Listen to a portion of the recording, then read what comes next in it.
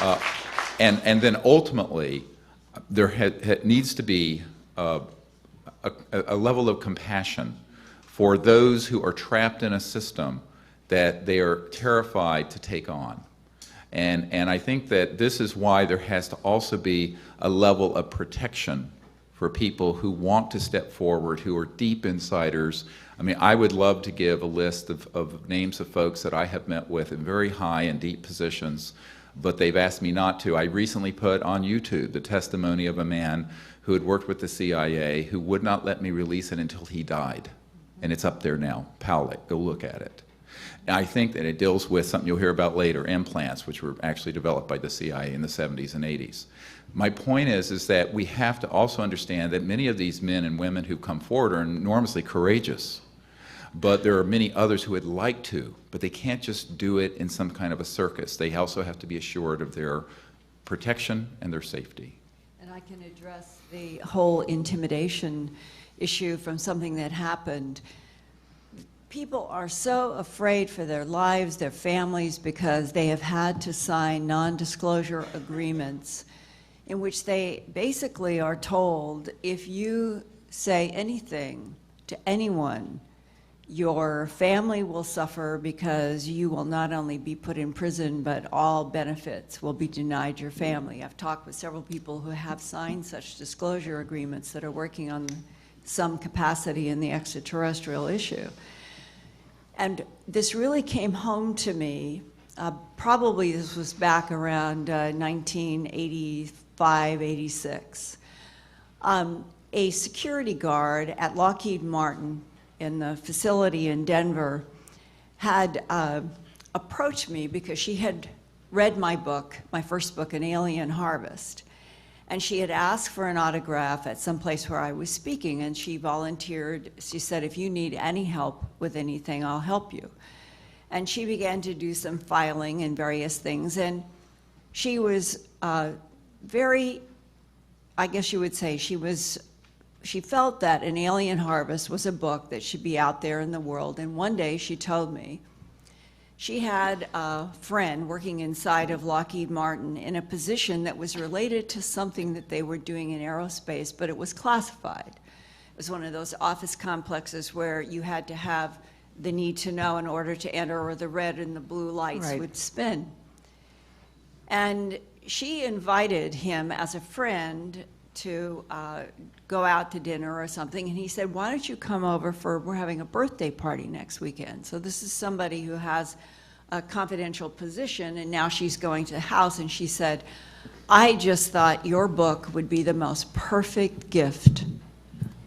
And she said, I presented your book, and he took it, and he looked at it, and he spun through the pages as if he already knew, and he dropped it on the floor and said, take this from this house, put it in your car, and don't ever talk with me about this again.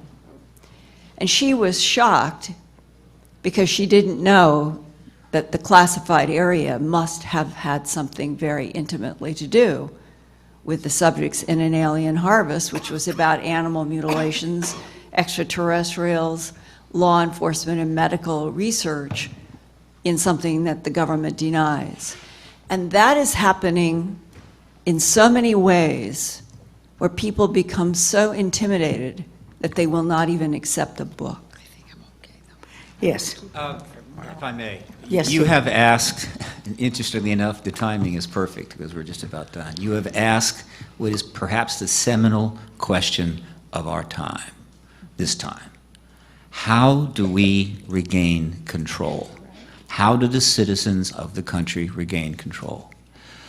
And I would like to make a modest proposal. We went through an extraordinary period called the Cold War, nothing like it ever before. We built 86,000 nuclear weapons, 6 or 7 countries. 4 or 5 times we nearly launched them. It would have ended all of civilization, which would have been a killer on a resume, if you know what I mean. Mm-hmm.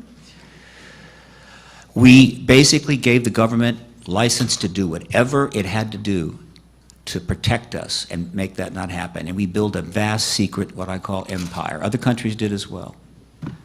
The Cold War was over, and we won it. What we're supposed to do then was to, how would you say, reform, dismantle, readjust back to something more appropriate. We didn't do that. We kept right on going. And now this thing is out of control. It's like the guys that the town hires to come in and clean out the bad guys, and then when the bad guys are gone, it turns out the guys they hired may have been a problem.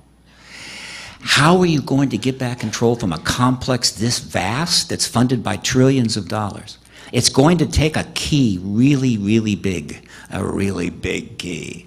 And I think there's only one that has a chance. And that's why this is called the Citizen Hearing on Disclosure. We have a vast interest in the subject and a huge attention by the world. The government's in a position where I think we have them in checkmate. If they are put in a position where they have to disclose that there is an extraterrestrial presence, we couldn't tell you before now, we're telling you today, I believe it will trigger the greatest age of institutional reform the world has ever seen, in which billions of people focusing their eyes in the same direction are going to try to adjust, reform every aspect of human society and try to get it back to where it should be. And that will make an amazing amount of wonderful television coverage. I'm looking forward to it. The age of reform, I think, is just on the other side of disclosure. We have to get through that door. That is how we get control back. Thank you.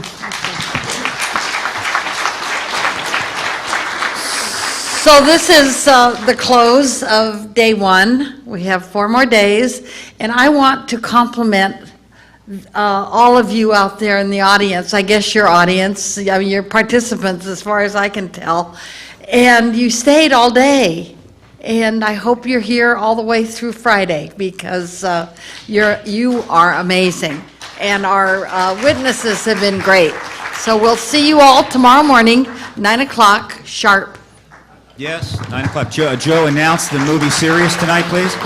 Just a couple of housekeeping matters very quickly. Dr. Greer, I'd like to give you the opportunity to promote your 3-hour session tonight that includes the screening of Sirius. Yes, if I'm still vertical, which I hope I will be. Is there a doctor in the house?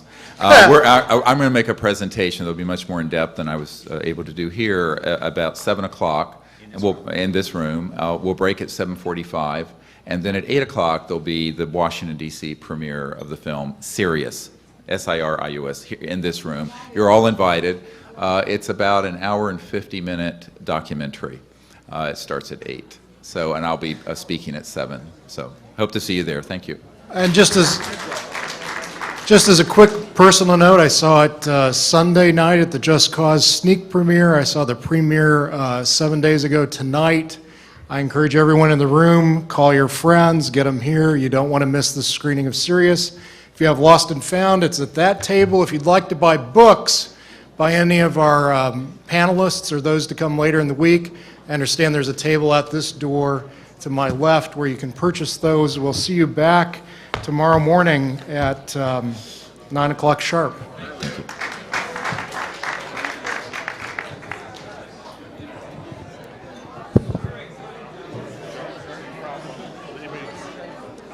I think you'd be fine. I mean, people will be in and out of here. Oh, good, good, good. I wouldn't leave.